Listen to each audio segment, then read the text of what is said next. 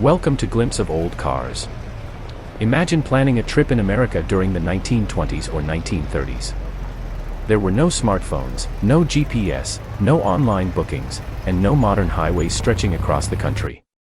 Traveling was an adventure in itself, and the journey could be just as memorable as the destination. Cars were becoming increasingly important during this period. The automobile was giving ordinary families a new sense of freedom.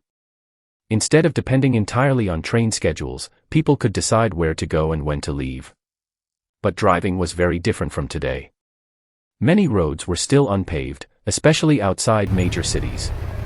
Long-distance drivers could encounter gravel, mud, dust, potholes, and roads that became extremely difficult after heavy rain. Road signs were limited, and drivers often relied on paper maps, local directions, and landmarks to find their way.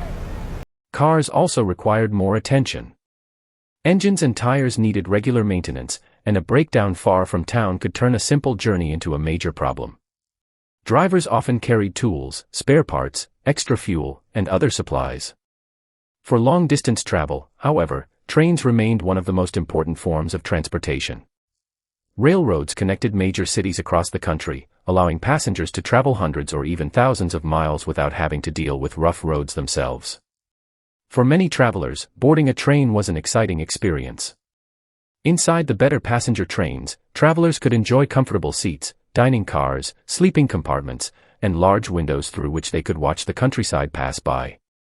A long train journey could take travelers through farms, mountains, small towns, forests, and growing cities. For people who rarely traveled far from home, the changing scenery was part of the adventure. Trains were especially important during the difficult economic years of the 1930s. While travel was certainly not affordable for everyone, rail transportation remained an essential connection between communities and regions. Buses were also becoming more important. As roads improved and bus companies expanded their routes, buses offered another option for travelers who didn't own automobiles. Air travel existed as well, but it was still a relatively new and specialized form of transportation. Flying was nowhere near as common or accessible as it would become decades later. For most people, traveling in the 1920s and 1930s required patience. A journey that takes a few hours today could take an entire day or much longer. Travelers packed carefully, planned their routes, and accepted that delays and unexpected problems were simply part of the experience. Yet there was something special about traveling during this era. The automobile was opening roads that had previously been difficult to reach, while railroads were connecting distant parts of the country faster than ever before. The 1920s and 1930s were therefore a fascinating transition period.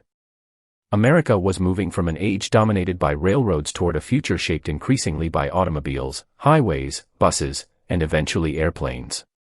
Every journey during those decades reflected a changing world. Whether sitting beside a train window, driving down a dusty road, or waiting at a small roadside station, travelers were witnessing the birth of modern transportation. And although travel was slower and often more difficult, the journey itself was an important part of the adventure. Enjoy the rest of the video and please do not forget to subscribe.